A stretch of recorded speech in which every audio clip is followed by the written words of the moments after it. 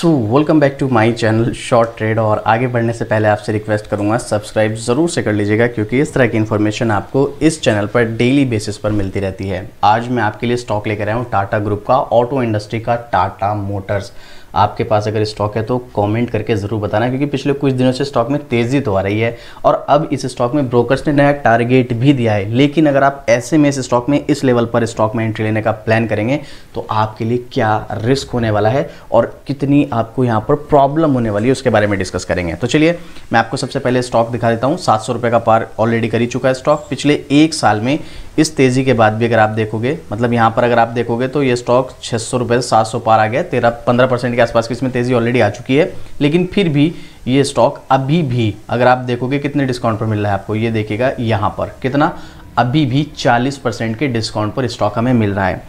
देखो दो चीज़ें हैं, मैं आपको हमेशा बोलता हूँ, या तो आप एक लॉन्ग टर्म इन्वेस्टर हो या शॉर्ट टर्म। शॉर्ट टर्म हो तो आपको ट्रेंड देखना पड़ेगा। अगर आपको ट्रेंड नहीं देखना चाहते तो फिर आपको थोड़ा सा टेक्निकल की नॉलेज होनी चाहिए, सपोर्ट और रेसिस्टेंस। अभी मैं आपको सपोर्ट और रेसिस्टेंस भी दिखाऊंगा इसका, लेकिन पहले मैं आपके साथ इसकी एक न्यूज़ शेयर करूँगा। उसके बाद आप मुझे कमेंट करके बताना आपके अकॉर्डिंग इस स्टॉक में एंट्री लेना कितना सही और कितना गलत है आपके अकॉर्डिंग। मेरा क्या ओपिनियन है वो भी आपके साथ में शेयर करूँगा। लेकिन इस स्टॉक में जाने से पहले एक बार अपने फाइनेंशियल एडवाइजर से सलाह ज़रूर ले लेना, उसके बाद आप डिसीजन लेना, ठीक है। नहीं कुछ समझ आता है, कोई क्वेश्चन रहता है, कोई डाउट रहता है तो आप कमेंट कर सकते हैं। डेफिनेटली आपको कमेंट का रिप्लाई मिल जाएगा। अभी मैं आपको न्यूज़ दिखाऊंगा, लेकिन उससे पहले अगर अभी तक आपने अपना डीमेट अकाउंट ओपन नहीं किया तो इंडिया के टॉप ब्रोकर अपस्टॉक्स भाई आपको दे रहा है फ्री डीमेट अकाउंट ओपन करने का मौका। साथ में यहाँ पर मिलता है आपको टाटा ग्रुप का भरोसा भी। तो किस बात का वेट कर रहे हो, लिंक आपको डिस्क्रिप्शन में मिल जाएगा, जाइएगा, लिंक पर क्लिक कीजिएगा और 5 मिनट के अंदर पेपरलेस अपना फ्री डीमेट अकाउंट ओपन कीजिए और अपनी ट्रेडिंग जर्नी स्टार्ट कीजिएगा। Link is in a description. तो मैं आपके साथ एक न्यूज़ शेयर करने वाला था, वो न्यूज़ क्या है आप चाहें तो खुद भी सर्च कर सकते हैं। फाइनली टाटा मोटर्स को मिला ग्रीन सिग्नल, 702 से सीधा मारेगा इतने रुपए की। यहाँ पर एक दिन पहले का आर्टिकल है जी बिजनेस का, मैं आपको यही ओपन करके दिखाता हूँ। तो देख सकते हैं फाइनली टाटा मोटर्स को मिला ग्रीन सिग्नल, 702 से सीधा मारेगा इतने रुपए की छलांग। कौन से स्टॉक की बात हो रही है? टाटा मोटर्स की यहाँ पर बात हो रही है। 6 महीने से स्टॉक की क्या हालत है हम लोग जानते हैं। टाटा ग्रुप के fundamental financial market share, Tata group का ट्रस्ट, ऑटो इंडस्ट्री में इसका मार्केट शेयर, किस लेवल पे कंपनी काम करी है, ये सब चीज़ें मुझे डिस्कस करने की ज़रूरत नहीं है। बट कंपनी के बारे में अगर आपको डिटेलिंग चाहिए ही तो आप मुझे कमेंट करना, मैं इसकी डिटेल वीडियो बना दूंगा। वैसे मैं अप्रैल से नया जो स्टॉक फंडामेंटल वाली प्लेलिस्ट है और स्टॉक हिस्ट्री वाली स्टॉक मार्केट बेसिक वाली प्लेलिस्ट है, उसमें वीडियोज़ ऐड करने वाला हूँ। तो वहाँ पर मैं इसकी वीडियो ज़रूर बनाऊंगा। बट अभी के लिए हम यहाँ पर इसके बारे में फ़िलहाल की बात करें, स्टॉक में कैसे मौका बन रहा है, कैसे नहीं बन रहा है, क्या एक्सपर्ट्स का कहना है और हमारा क्या ओपिनियन होना चाहिए इस स्टॉक के बारे में। कमज़ोर तिमाही नतीजे और JLR यानी कि जगुआर लैंड रोवर के यूके और चीन में ख़राब प्रदर्शन ने स्टॉक पर नेगेटिव असर डाला है। हालांकि हाल के दिनों में शेयर ने कुछ रिकवरी दिखाई है और इस हफ्ते जो लास्ट वीक गया है ये, इसमें तो 7% के समथिंग की तेज़ी देखने को मिली है। 6 महीने से क्या हालत है हम लोग जानते हैं। 1180 रुपये से स्टॉक 600 रुपये तक गया। अभी तो फिलहाल चलो 700 रुपये के आसपास हमें नज़र आ रहा है। तो अपने हाई से लगभग 40% तक नीचे गया था ये, अभी भी 40% नीचे है ये। अभी फ़िलहाल भी इस तेज़ी आने के बाद भी 40% हमें नीचे देखने को मिल रहा है। तो यहाँ पर HSBC की क्या है राय, ये है सबसे इंपॉर्टेंट। ब्रोकरेज फर्म HSBC ने टाटा मोटर्स के शेयरों पर अपनी होल्ड रेटिंग को बाय में अपग्रेड कर दिया है। जो पहले होल्ड करने के लिए रिकमेंड कर रहे थे वही अब बोल रहे हैं कि आप इस स्टॉक को बाय करके चलो, इसमें आपको अच्छा टारगेट मिल सकता है। लेकिन प्रॉब्लम क्या है, प्रॉब्लम देखिएगा, टारगेट प्राइस जो पहले 930 था उसको घटाकर 840 कर दिया है। वैसे देखो स्टॉक 700 रुपये के आसपास है और स्टॉक 840 रुपये पर भी जाता है, तब भी देखो नुकसान तो है नहीं, प्रॉफिट ही है भाई, 140 रुपये प्रति शेयर का प्रॉफिट होगा। HSBC का मानना है कि पिछले 2-3 तिमाहियों में वैल्यूएशन में तेज़ गिरावट हुई है, जिससे ये अब आकर्षक दिख रहा है। अगर आपको नहीं पता है, देखो जो ब्रोकर्स होते हैं, जो ये ब्रोकरेज फर्म होती हैं, इनकी एक प्रॉपर रिसर्च होती है। ऐसे ये मतलब जैसे मुझे लगता है, मैंने टेक्निकल देखा, मुझे लगा कि यार ये स्टॉक यहाँ तक जा सकता है, ये मेरा अनुमान है, मेरा प्रेडिक्शन है। बट यहाँ पर अगर कोई ब्रोकरेज फर्म कोई टारगेट दे रही है, किसी में रेटिंग अपग्रेड कर रही है, कोई बाय रेटिंग दे रही है, होल्ड दे रही है, सेल दे रही है, तो उसके पीछे एक स्पेसिफिक रीज़न होता है, एक एनालिसिस होती है।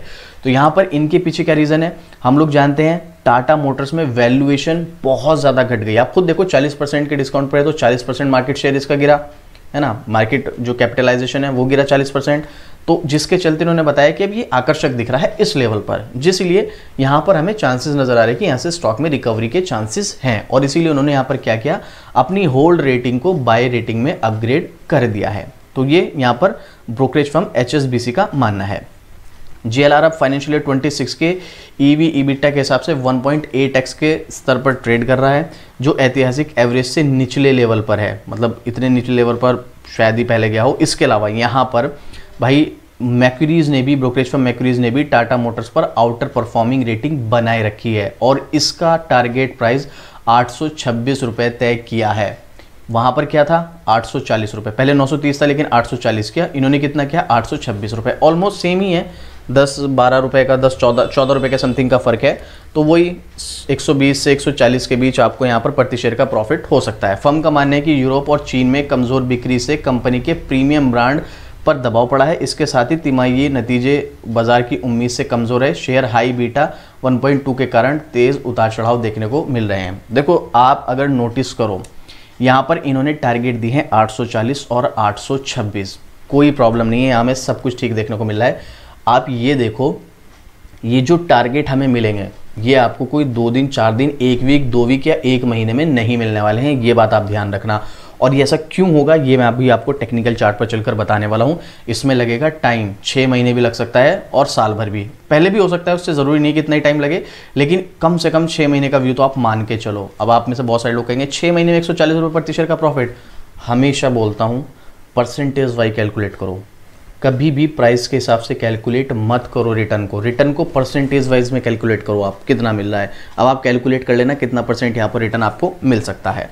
यहाँ पर मैं आपको मनी कंट्रोल की वेबसाइट पर पहले एक्सपर्ट्स का ओपिनियन दिखाता हूँ, उसके बाद हम सीधे चलते हैं इसके टेक्निकल चार्ट पर। जो इंपॉर्टेंट चीज़ मैं आपके साथ शेयर करने वाला हूँ, यहाँ पर जो 30 एनालिस्ट ने अपनी रेटिंग दी है अगले 1 साल के हिसाब से 43% buy, 27% hold, 17% outperformer, 7% underperformer और 7% सेल, मतलब 14% मान के चलो सेल और अंडर परफॉर्मर है, वरना मोस्टली जो 86% है वो बाय और होल्ड पे ही है। और ये अगले 1 साल के हिसाब से, मतलब अगले 1 साल में स्टॉक में ऊपर जाने के चांसेस जो है वो काफ़ी ज़्यादा नज़र आते हैं, क्योंकि ब्रोकर्स जो यहाँ पर अपनी एनालिसिस देते हैं वो उनकी एक रिसर्च होती है, एक प्रॉपर और एक अच्छे लेवल की रिसर्च होती है। ऐसा नहीं है जैसे मैं आपको बता रहा हूँ कि मुझे लगा, मैंने तो अपना अनुमान, अपना प्रिडिक्शन बता दिया, बट यहाँ पर एक प्रॉपर रिसर्च होती है, एक स्पेसिफिक रीज़न होता है उसका। तो यहाँ पर मोस्टली एनालिस्ट का क्या है, बाय और होल्ड। तो मतलब there is a high chances stock यहाँ से रिकवर करेगा अगले 1 साल में। याद रखना मैं यहाँ पर वर्ड स्पीड कर रहा हूँ, अगले 1 साल के लिए, 1-2 महीने के लिए नहीं। और पब्लिक के ओपिनियन पर आओगे तो 100% बाइंग। अब अगर आप स्विंग ट्रेड के लिए स्टॉक में जाने का प्लान कर रहे हो तो ये जो आपका डिसीजन है ना, ये थोड़ा सा आपके लिए रिस्की हो सकता है। स्विंग ट्रेड की बात कर रहा हूँ मैं, लॉन्ग टर्म की नहीं। लॉन्ग टर्म छोड़ दो आप, लॉन्ग टर्म का मैटर अलग है, आपको बहुत सारी चीज़ें देखनी पड़ेंगी, वो आपको बताएगा टेक्निकल चार्ट। ये रहा स्टॉक, अगर हाई की बात करें तो 1180 रुपये के आसपास का हाई और आज की डेट में 700 रुपये पर, लेकिन निचले स्तर की अगर हम बात करें सबसे लो गया था 600 रुपये के समथिंग तक। अब यहाँ पर मैंने एक रेसिस्टेंस बना रखा है, ये रेसिस्टेंस बहुत स्ट्रॉन्ग नहीं है, लेकिन चांसेस क्या हैं देखो। अब इस चीज़ को समझना, मैंने आपको यहाँ पर बोला ना पब्लिक का ओपिनियन 100% बाइंग, बट अगर आप स्विंग ट्रेड के लिए बाय करोगे तो क्या होगा। स्टॉक यहाँ से 600 रुपये के लेवल से 700 रुपये तक गया, ठीक है भाई, कोई प्रॉब्लम नहीं है। अब 700 रुपये से 750 तक जाने के बाद स्टॉक दोबारा से नीचे की तरफ आ सकता है। ये स्विंग ट्रेड की बात बता रहा हूँ मैं। अगर आप स्विंग ट्रेड के लिए स्टॉक पे जाने का प्लान कर रहे हैं तो ये स्टॉक यहाँ पर नीचे की तरफ आ सकता है। फिर क्या होगा, जो स्विंग ट्रेड के लिए बाय करेंगे इस स्टॉक में वो यहाँ पर लॉस करेंगे। बट जैसे यहाँ पर 829 और 840 का टारगेट दिया गया है, उसके अकॉर्डिंग ये अगले 6 महीने का मान लो आप, या 7-8 महीने का मान लो, या 4-5 महीने का मान लो, जितना भी आप टाइम इसको मानना चाहते हैं, ये स्टॉक नीचे आने के बाद दोबारा ऊपर जाएगा, नीचे दोबारा ऊपर नीचे, और धीरे धीरे करके फिर ऊपर ही निकलेगा। उसमें 6 महीने या उससे ज़्यादा टाइम लग सकता है, बिल्कुल लग सकता है। लेकिन अगर आप स्विंग ट्रेड के लिए जाएंगे तो डेफिनेटली आपको हाई चांसेस है यहाँ पर लॉस हो सकता है। और ये मेरा पर्सनल ओपिनियन है, मैं ये नहीं कह रहा हूँ कि जो मैं कह रहा हूँ वो ही होने वाला है, मेरा पर्सनल ओपिनियन है, मुझे ऐसा लगता है। क्योंकि यहाँ पर एक सपोर्ट तो है ही, यहाँ पर एक रेसिस्टेंस है। ये रेसिस्टेंस अच्छी बात है कि बहुत ज़्यादा स्ट्रॉन्ग भी नहीं है कि भाई जिसकी वजह से हम ये कह सकें कि इससे यहाँ से नीचे गिरना ज़रूरी हो सकता है, ये इस बार ब्रेक ना हो, स्टॉक ऊपर की तरफ चला जाए। तो यहाँ पर अगर आप जा ही रहे हैं स्विंग ट्रेड के पर्पज से जा रहे हैं तो रिस्क बढ़ जाएगा। बट अगर आप एज ए मिड टर्म या लॉन्ग टर्म जा रहे हैं तो अगर मान लो किसी वजह से रेसिस्टेंस पर इसने ब्रेक लिया और स्टॉक नीचे भी आया, तो स्टॉक नीचे आने के बाद जाएगा तो दोबारा ऊपर ही। तो इसलिए जो लोग मिड टर्म वाले हैं उनको यहाँ पर कोई प्रॉब्लम नहीं होने वाली है, लॉन्ग टर्म वाले हैं। स्विंग ट्रेड वालों को बस प्रॉब्लम होगी।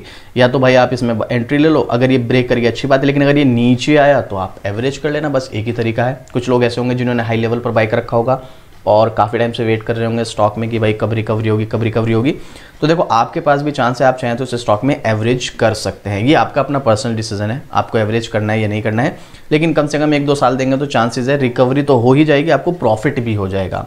अब आपको क्या लगता है इस स्टॉक के बारे में? टाटा ग्रुप का, ऑटो इंडस्ट्री का मार्केट शेयर ज़बरदस्त, इस स्टॉक के बारे में आपकी क्या राय है? आपका कोई क्वेश्चन है, कोई डाउट है, आप मुझे कमेंट करके बताइएगा। बाकी किसी भी स्टॉक में एंट्री लेने से पहले एक बार अपने फाइनेंशियल एडवाइजर से सलाह जरूर लीजिएगा, उसके बाद ही डिसीजन लीजिएगा। बाकी आपकी मर्जी, आपको क्या लगता है। और इस तरह की अपडेट आपको डेली बेसिस पर शॉर्ट ट्रेड पर मिलती रहती है, तो आप शॉर्ट ट्रेड को भी सब्सक्राइब कर लीजिएगा। तो चलिए मिलते हैं फिर से इसी तरह की एक और ज़बरदस्त जानकारी के साथ। जय हिंद।